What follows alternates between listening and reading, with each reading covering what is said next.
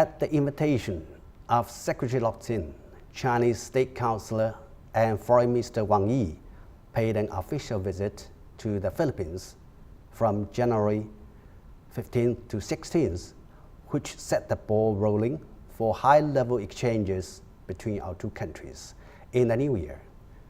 During the visit, State Councilor and Foreign Minister Wang Yi called on President Duterte and held in-depth discussion and talks with Secretary Lok Tin, and conveyed three key messages. First, China will do its utmost to help the Philippines in its anti-pandemic efforts. Second, China will strongly support the Philippines' efforts to achieve post-pandemic economic and social recovery at an early date. Third, China will firmly support the Philippines in safeguarding its sovereignty and national dignity. State Councilor and Foreign Minister Wang Yi emphasized that China stays committed to following the course charted by President Xi Jinping and President Duterte to promote the China-Philippines relationship of comprehensive strategic cooperation with more tangible benefits to the two countries and the two peoples. State Councilor and Foreign Minister Wang Yi was warmly received by the Philippine side.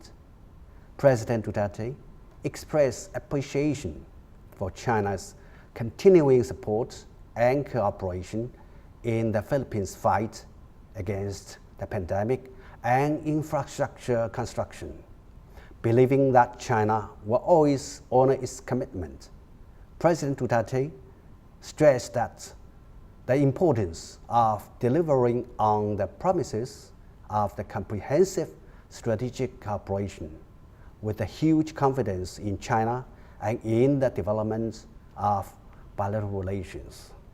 Secretary Lok Tin, on the other hand, affirmed that the ties with China stand among the most important bilateral relationships of the Philippines, and he took satisfaction in seeing it flourish and mature into a true and equal partnership between two sovereign states, one able to overcome difficulties and transcend differences, and call on the two countries to deepen mutual trust, enhance cooperation, and jointly safeguard regional peace and stability.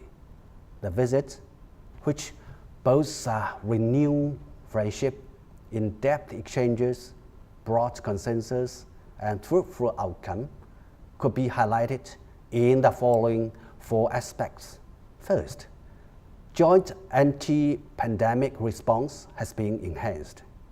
China and the Philippines have jointly faced the onslaught of COVID-19 hand in hand, during which our New Era partnership has been further enhanced and traditional friendship deepened.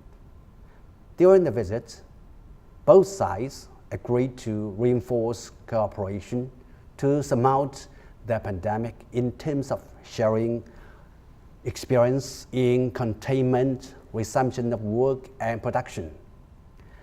The fast lane for urgently personnel exchanges between China and the Philippines was discussed between two sides with a firm resolve in its timely implementation.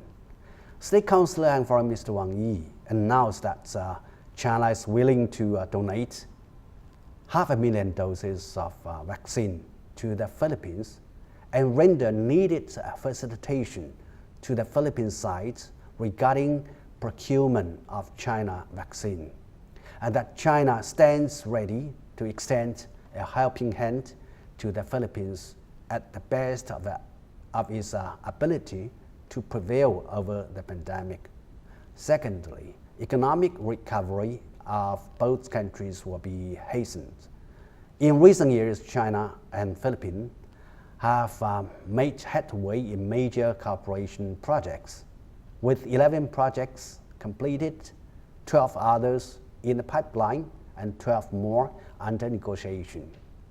China is committed to further synergizing the Belt and Road Initiative and the Build program, accelerating trade liberalization and facilitation, strengthening cooperation on cross-border e-commerce and finance so as to share development opportunities and outcome at the new normal and post-pandemic era. During the visit, the two foreign ministers have witnessed the signing of China-Philippine Agreement on Economic and Technical Cooperation, through which China will provide a grant of 500 million renminbi, approximately 3.72 billion Philippine pesos, to finance livelihood, infrastructure projects, and other mutually agreed projects. They have also witnessed an unveiling ceremony to launch the Bank of China Manila branch as the clearing bank for renminbi business in the Philippines. With the robust growth of renminbi transactions totaling over 400 billion renminbi last year, the launch of the clearing facility will boost the trade and investment cooperation through clearing efficiency and unimpeded access to renminbi in advantageous trading rates. Prior to the visit, China and the Philippines have also signed the commercial contracts of Samao Island Davao City Connector Project and the Subic Clark Railway Project in amount of 400 million US dollars and 940 million US dollars respectively, marking another significant progress in G2G projects cooperation between our two countries. Thirdly, people-to-people affinity between China and the Philippines has been advanced. Friendship and goodwill between our two peoples serve as inexhaustible driving force for the long-term growth of our relations. During the visit, our State Councilor and Foreign Minister and former President and Chair Emeritus of the Association for Philippines-China Understanding, we call it APCU, Madam Gloria Macapagal Arroyo.